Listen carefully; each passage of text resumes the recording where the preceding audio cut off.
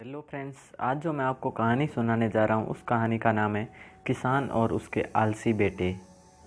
Farmer and his lazy sons story in Hindi. बहुत समय पहले एक गांव में एक किसान रहता था।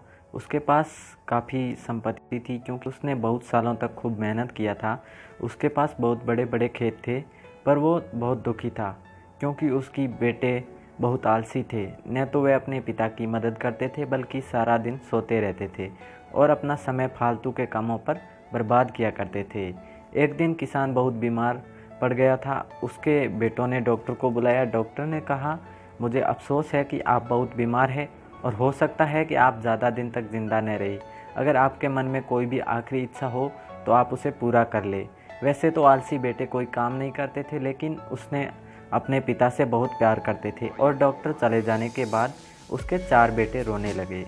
एक बेटे ने कहा, पिताजी, हम आपके बिना क्या करेंगे? आप अब जिंदा नहीं रह पाएंगे, हमारा ध्यान कौन रखेगा? अपने बेटों को परेशान देख किसान का दिल पिघल गया। किसान ने कहा, चिंता मत करो बच्चों, मैं स्वर्ग से तुम्हारी रक्षा करूंगा और जिससे कि तुम लोग भूखे न रहो। मैंने खेत में सारा धन गाड़ दिया है। जब तुम्हें धन मिले तो उसे बाजार जाकर बेच देना, वह तुम लोगों के लिए ज़िंदगी भर काम आएगी।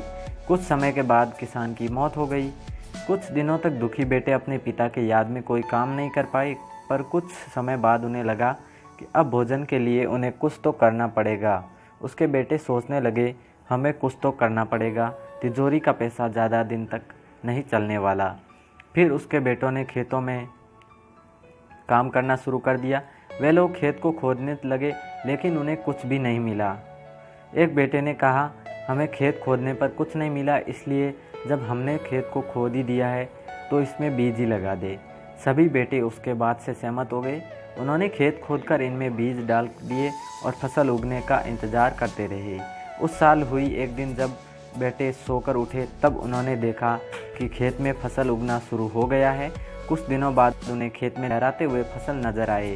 यह देखकर किसान के बेटे बहुत खुश होने लगे और कहने लगे, यही वह खजाना है जिसे पिताजी चाहते थे कि हम ढूंढे। अगर हम काम करेंगे तो कभी भी भूखे नहीं रहेंगे।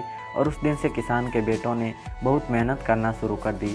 तो दोस्तों, आपको ये कहानी कैसी लगी और सुनकर अच्छा लगा तो कमेंट में ज़रूर बताएं और इस चैनल को सब्सक्राइब ज़रूर करें ताकि नेक्स्ट वीडियो अपलोड होते ही आपके पास तुरंत नोटिफिकेशन आ जाए। वीडियो अपने दोस्तों के साथ शेयर ज़रूर करना। Thank you for watching.